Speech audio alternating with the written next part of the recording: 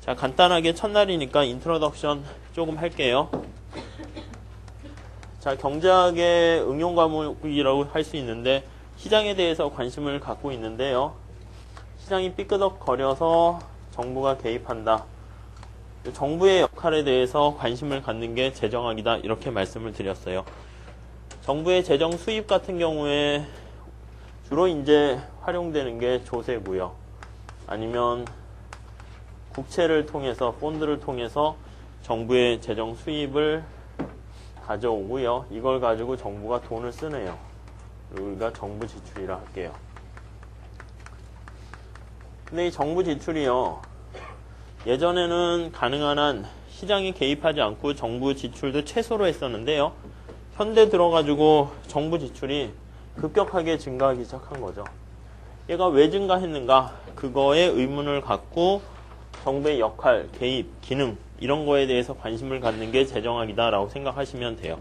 첫 번째, 정부의 지출이 왜 팽창했는가에 우리의 이제 처음 관심을 갖게 되는 것이고요. 그 이유를 찾아보니까 시장이 제 기능을 잘 못하는 거예요. 그래서 시장에 제 기능 못하는 거를 보완하는 역할로서 정부가 뭐 개입하게 된다라고 생각하시면 되겠고, 시장이 제 기능 못하는 거 우리가 뭐라 그러냐면 시장이 실패했다 이렇게 얘기를 하네요. 그래서 정부 기능이 팽창하게 되는 주 원인인 시장 실패에 대해서 우리가 관심을 갖게 되는 것이죠. 그래서 공부를 하는 게 공공재가 있고요. 또 외부성이 있고요. 이거 다 하나의 챕터로 우리가 살펴봤었잖아요. 그리고 시장 구조가 독점 뭐 이런 것들은 원래는 경제학에서 이제 하게 되는 것이고요. 이 외에 뭐 경비, 공공요금 같은 거 이런 효율성 측면에서 우리가 살펴보게 되고요. 그 외에 또 커다란 측면이 공평성 측면에서 살펴보네요. 그래서 소득 재분배 같은 측면을 살펴보게 돼요. 그래서 우리가 요게 재정학의 큰 틀이 되는 것이고요.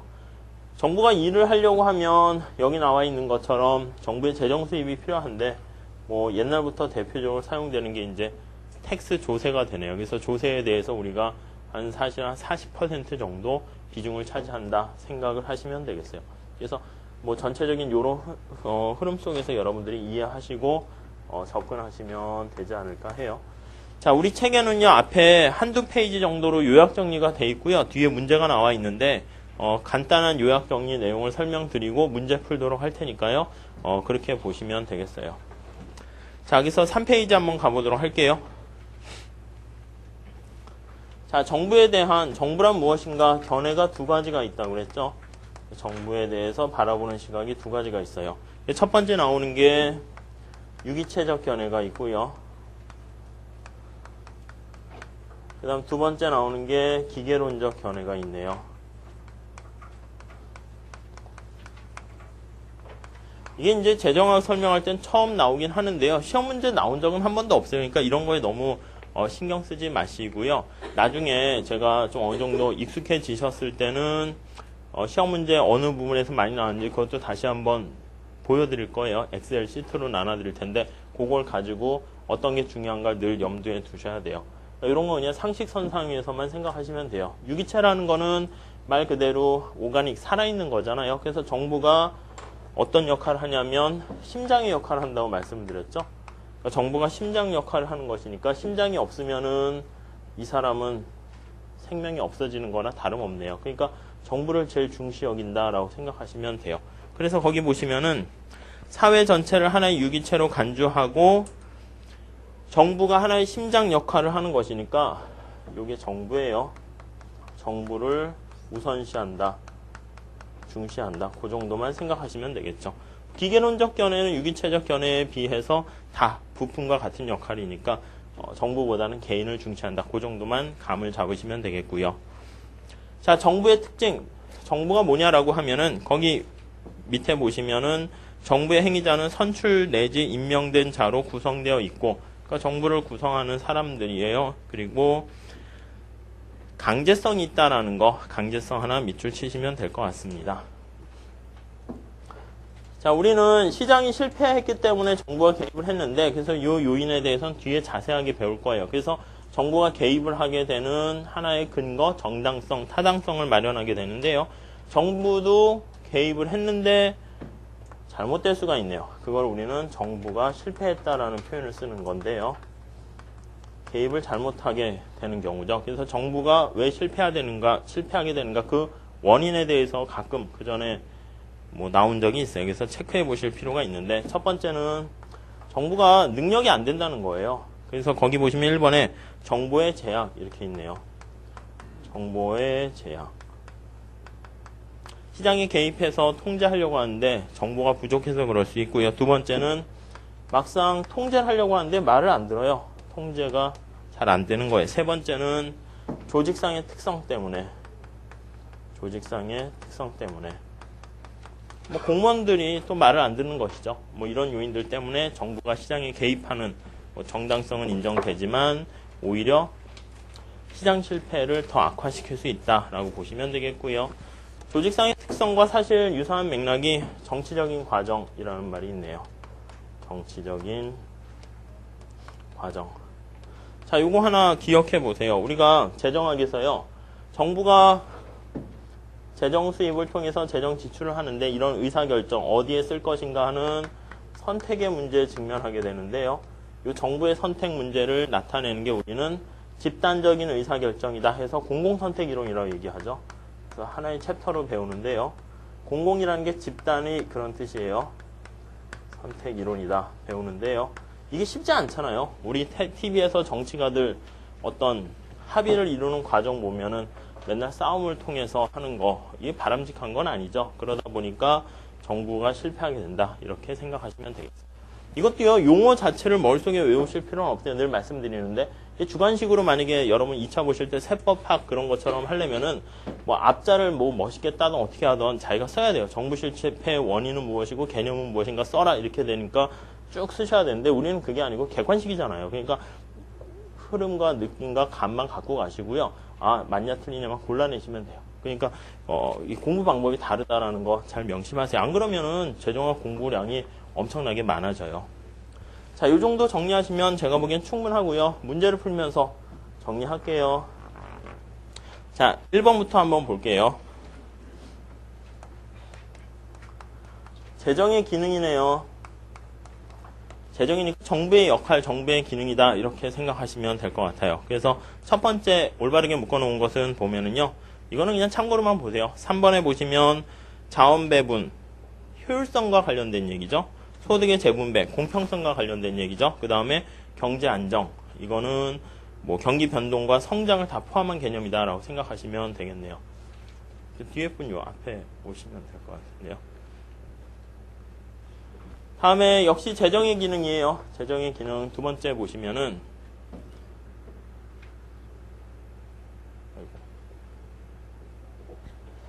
그러게요. 재정의 기능 두 번째 보시면은요. 그 위에 나와 있는 자원 배분이 효율성과 관련된 거죠. 그래서 요게 효율성과 관련된 거, 공평성과 관련된 거. 그래서 경기 변동과 경제 성장. 경기 변동이라는 건 경제 안정화를 얘기하는 거예요. 호황과 불황이라는 게 왔다 갔다 하면 반드시 좋은 게 아니니까요. 자, 1번에 볼까요? 오염물질, 이게 외부성 관련된 거잖아요. 그러니까 외부성과 관련되니까 자원 배분, 그거와 관련된 효율성 측면이고요. 그래서 오염물질을 방출하는 기업에게 공예세를 부과해서 그 외부성을 내부화시키는 역할, 효율성 관련된 것이죠. 자, 동그라미 2번에 보시면 소득이 최저생계비, 최저생계비라는 것은 인간답게 살기 위한 최소한의 수준을 위해서 생계비만큼 임금을 올려주는 거잖아요. 그런 게 소득 분배 기능이네요. 그래서 공평성과 관련된 것이죠. 최저생계비라는 말에서 우리가 끄집어낼 수 있고요. 다음 3번 보시면 어떻게 돼요? 인플레이션이나 실업, 그게 경기 변동, 경제 불안정성이네요. 인플레이션과 실업, 이런 것들이 거기에 해당하네요. 경제가 호황이면요, 물가가 상승하는 인플레이션이 되는 것이고요. 오히려 경제가 불황이 되면 실업이 상승하는 것이죠. 뭐 그거는 뭐 중요한 큰 이슈는 아니에요. 예전에 재정학이 거시경제학 측면에서 접근했을 때 이게 중요한 이슈였는데 뭐 지금은 상대적으로 크게 중요한 건 아니에요. 다음 4번에 보시면은 조세 수입으로 조성된 세입을 이용해서 세입이라는 거 잘 체크하시고요. 적정한 규모의 공공재를 공급하는 것과 공공재 밑줄 치세요. 공공재도 정부 입장에서는 시장 실패 하나의 요인이고요. 사회적인 최적 수준만큼 시장에서 그 필요한 공공재를 제공하지 못하니까 발생하는 비효율성의 문제다라고 생각하시면 되겠죠. 그리고 5번 볼게요. 기초생활보장제도 소득분배 기능이다. 기초생활 거기에 밑줄 치시면 될 것 같아요. 저쪽에 여기 옆에 앉으셔야 될 것 같은데요. 예. 강의실이 좀 작네요. 네. 다른 분들은 3번 문제 좀 풀어보세요. 3번이요.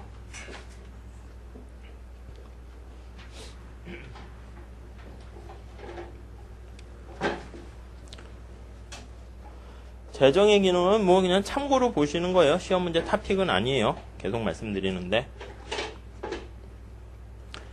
자, 1번에 보시면은요. 경제 안정 기능은 성장을 위한 정부의 역할과 아무 관련이 없다. 우리가 보통 얘기할 때요. 경제 안정, 경기 변동과 성장은 다르게 보는 건데요. 이 정부의 재정 기능을 얘기한 머스그레이브 같은 사람들이 뭐 안정 얘기했을 때 당연히 성장이 포함된 개념으로 얘기한 거예요. 성장도 중요한 거잖아요. 그러니까 1번에 보시면은 뭐 그런 차원에서 문제를 낸 거니까 참고로 보시면 될 것 같고요. 자, 2번에 보시면 자원 배분 기능과 밑줄 치고 효율성이에요. 그 다음 소득 분배 기능, 공평성이에요. 서로 모순된 결과를 가져올 수 있다. 가져온다가 아니고 항상 가져온다라고 하면 사실 틀린 지문이 될 수 있어요. 장기적으로는 소득 재분배, 그러니까 공평성을 추구하면서 그랬을 때 효율성이 더 높아지는 양자가 같이 병행해서 발전할 수는 있긴 한데 모순되는 결과를 가져올 수 있다라고 했잖아요. 그러니까 일반적으로 얘기할 때는 효율성과 공평성은 두 마리 토끼로서 둘 다 충족하기는 쉽지 않다라는 얘기를 하는 것이고요. 3번에 보시면은 공평한 분배 상태, 공평한 동그라미 치세요. 뭐가 공평한가라는 얘기는요, 사실은 이게 정답이 있는 건 아니잖아요. 사람들의 어떤 가치 판단이라든가 그냥 말 그대로 주관적이죠. 주관적인 측면이 강해요.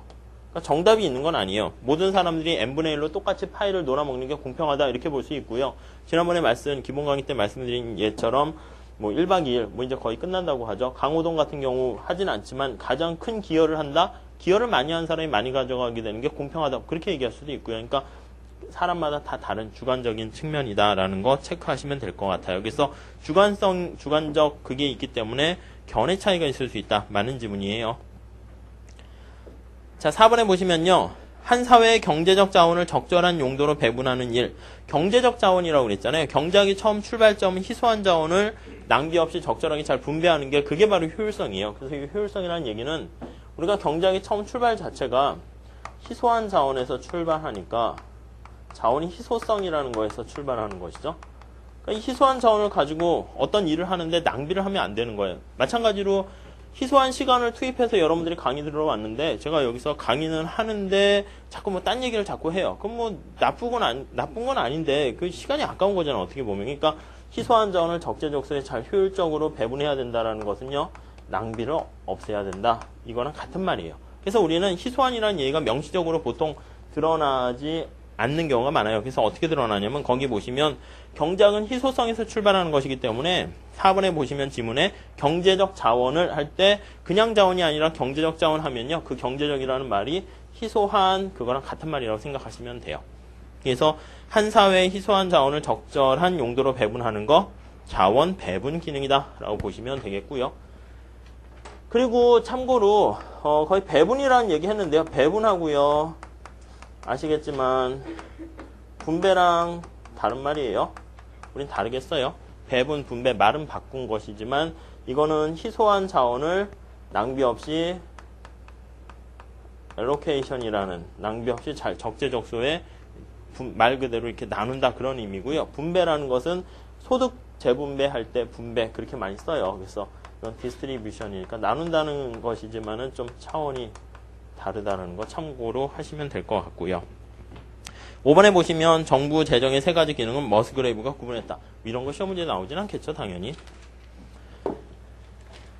근데 여기 뭐 아마 출처 빠진 것도요, 특별한 케이스 빼놓고는 과거 기출문제들이에요. 그러니까 예전에 그런 게 있었으니까 그냥 사람 이름이라도 한두 명 더 머릿속에 넣어두고요. 시험에 나올까봐 스트레스 받는 게 아니고, 지난번에 수업 시간, 기본 강의 시간에 말씀드린 것처럼 가능한 한 사람 이름 갖고 나오긴 하는데요. 사람 이름 많이 외우실수록 좋아요. 그러니까 회계학이나 무슨 뭐 세법엔 사람 이름 안 나오잖아요. 나오나? 뭐 안 나오잖아요. 그러니까 뭐 여기서 뭐 이렇게 머스그레이브 이런 거 알아두시면은요, 그냥 이렇게 뭔가 그 과목이 더 애정이 가요. 그러니까 머스그레이브가 말했듯이 뭐 이런 말 쓰시면은 좋겠죠.